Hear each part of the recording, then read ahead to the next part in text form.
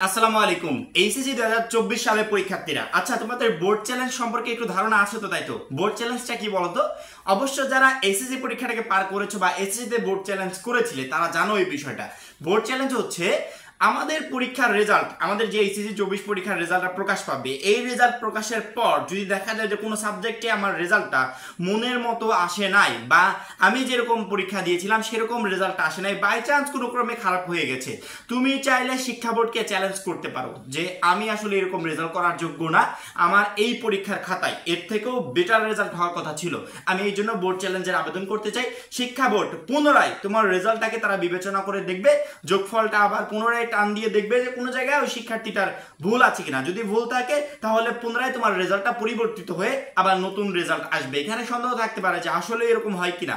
হ্যাঁ, প্রতি বছর এসএসসি হোক বা এইচএসসি হিউজ পরিমাণ শিক্ষার্থীর রেজাল্ট পরিবর্তন হয়। কত পরিমাণ শিক্ষার্থী যে এ প্লাস পায় এবং কি পরিমাণ শিক্ষার্থী যে ফেল থেকে পাস করে তুমি জাস্ট কল্পনা করতে পারবে না। যদি এসএসসি তে অভিজ্ঞতা থেকে থাকে তাহলে বুঝতে পারবে যে হ্যাঁ এইচএসসি তেও বিষয়টা হয়। এবং তার থেকেও সব থেকে বড় প্রমাণ হচ্ছে, তোমার যদি আমার কথা বিশ্বাস না হয় তুমি এখনই ঢাকা এডুকেশন বোর্ডের ওয়েবসাইটে যাবে, ওয়েবসাইটে যাওয়ার পর এইচএসসি কর্নারটাকে সিলেক্ট করবে, সেখানে সিলেক্ট করার পর এইচএসসি 2023 অর্থাৎ এইচএসসি 23 সালের পুনর্নিরীক্ষার যে ফলাফল বা বোর্ড চ্যালেঞ্জ যে রেজাল্টটা প্রকাশ পেয়েছিল 23 সালের রেজাল্টটা একটু দেখো, দেখলেই বুঝতে পারবে যে কি হিউজ পরিমাণ শিক্ষার্থীর রেজাল্ট পরিবর্তন হয়েছে।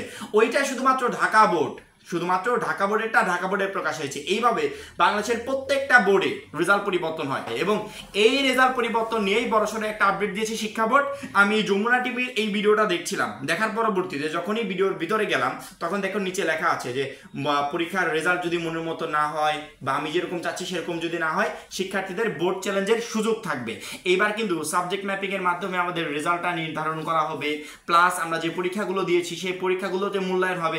সব মিলিয়ে আমি ভেবেছিলাম যে বোর্ড চ্যালেঞ্জের সিস্টেমটা শিক্ষা বোর্ড করবে না, কারণ কি শিক্ষার্থীরা ওইভাবে এটাকে মূল্যায়নই করবে না, যে যেমন রেজাল্ট করবে ওইটা নিয়ে তাকে সন্তুষ্ট থাকতে হবে, কারণ কি পর্যায়ক্রমে অনেকগুলো ঝামেলা পার হয়ে গেছে। এই জন্য শিক্ষা বোর্ড ওই নিয়মের ভিতর দিয়ে যাবে না। পরবর্তীতে শিক্ষা বোর্ড নিজে আপডেট দিয়েছে, ঢাকার শিক্ষা বোর্ডের সভাপতি তপন কুমার সরকার তিনি নিজে আপডেট দিয়েছে যে কোনো শিক্ষার্থীর রেজাল্ট প্রকাশের পর যদি মনে হয় যে রেজাল্ট আমার মনের মতো হয় নাই বা রেজাল্টে কোনো ধরনের কোনো প্রবলেম দেখা দিচ্ছে, সেক্ষেত্রে সে বোর্ড চ্যালেঞ্জের আবেদন করতে পারে। হ্যাঁ, এখানে যদি শিক্ষা বোর্ড তোমরা যে বিষয়গুলোতে সাবজেক্ট ম্যাপিং করেছো, এই সাবজেক্ট ম্যাপিং করা সাবজেক্টগুলোতে যদি শিক্ষা বোর্ড চ্যালেঞ্জের সিস্টেম রাখে তাহলে তোমাকে এখানে প্রথমত কয়েকটা বিষয় খেয়াল করতে হবে। যেমন ধরো যেগুলোতে আমাদের সাবজেক্ট ম্যাপিং হবে সেগুলো এসএসসি তে আমার যে রেজাল্ট ছিল এইচএসসি তেও সেম রেজাল্টটা চলে আসবে। শিক্ষা বোর্ড রেজাল্ট তৈরি করতে গিয়ে প্রচুর পরিমাণে ভুল করে, একটা দুইটা না, হিউজ পরিমাণে ভুল হয় এবং সব থেকে বড় ভুল করে শিক্ষকরা যে রেজাল্ট শিটটা তৈরি করে, সেখানে শিক্ষকরা যে খাতা দেখে নাম্বারটা যোগ করে সেখানে হিউজ পরিমাণে ভুল হয়। শিক্ষকদের এই ভুলের কারণে প্রচুর শিক্ষার্থী ফেল চলে আসে, অনেক শিক্ষার্থী এ প্লাসটা মিস হয়ে যায়। পরবর্তীতে বোর্ড চ্যালেঞ্জের মাধ্যমে প্রচুর শিক্ষার্থী এ প্লাস পায় এবং প্রচুর পরিমাণ শিক্ষার্থী পাস করে যায়। যদি তোমার যে সাবজেক্টগুলোতে সাবজেক্ট ম্যাপিং হবে ওইগুলোতে এসএসসি তে তোমার একটা সাবজেক্টে 75 ছিল, এইচএসসি রেজাল্ট প্রকাশের পর দেখলে ওই সাবজেক্টে 70 চলে আসছে, যদিও ওইগুলোতে বোর্ড চ্যালেঞ্জের সিস্টেম শিক্ষা বোর্ড করে তাহলে তুমি বোর্ড চ্যালেঞ্জ করে ফেলবে। তোমার প্রথমত খেয়াল থাকবে যে এসএসসির যে রেজাল্টটা ছিল, এসএসসি তে আমি একটা সাবজেক্টে 80 পেয়েছি, এইচএসসি তে ওই সাবজেক্টে আমার 80 আছে কিনা এই দুইটা খেয়াল করবে।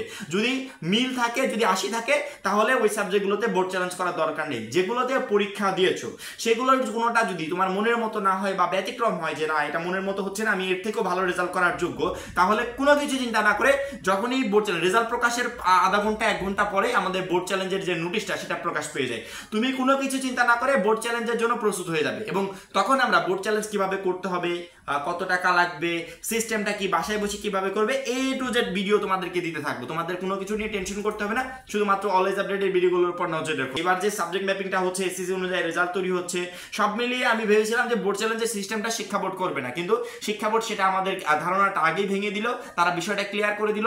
যমুনা টিভির এই যে নিউজটা থেকে আমি জানতে পেরেছি যে এইচএসসি 24 চ্যালেঞ্জ সিস্টেমটা এবারও চালু থাকবে। শিক্ষার্থীদের রেজাল্ট মনের মতো না হলে তারা সুযোগ পাবে বোর্ড চ্যালেঞ্জ করার, এবং বোর্ড চ্যালেঞ্জটাকে সন্দেহের অবকাশে বা সন্দেহ নিয়ে দেখার কোনো সুযোগ নাই। আমরা যেহেতু অনেকগুলো ব্যাচ নিয়ে এসএসসি এইচএসসি অনেকগুলো ব্যাচ নিয়ে অলরেডি কাজ করে ফেলেছি, আমরা জানি যে প্রতি বছর কি হিউজ পরিমাণ শিক্ষার্থীর রেজাল্ট পরিবর্তন হয়। ইনশাআল্লাহ এইচএসসি 24 ব্যাচের ভিতরে প্রচুর পরিমাণ শিক্ষার্থীর রেজাল্ট পরিবর্তন হবে। যদি মনের মতো রেজাল্ট না হয় কোনো কিছু চিন্তা না করে ডিরেক্টলি বোর্ড চ্যালেঞ্জ চ্যালেঞ্জের জন্য আবেদন করে ফেলবে। বোর্ড চ্যালেঞ্জ বিষয়ক এই আপডেটে আমাদের কাছে ছিল, তোমাদেরকে জানিয়ে দিলাম। ইনশাআল্লাহ পরবর্তীতে নতুন কোনো আপডেট পেলে অবশ্যই তোমাদেরকে জানিয়ে দেবো। এখন এই পর্যন্তই, পরবর্তী ভিডিওর জন্য চ্যানেলটা সাবস্ক্রাইব করে রাখবে।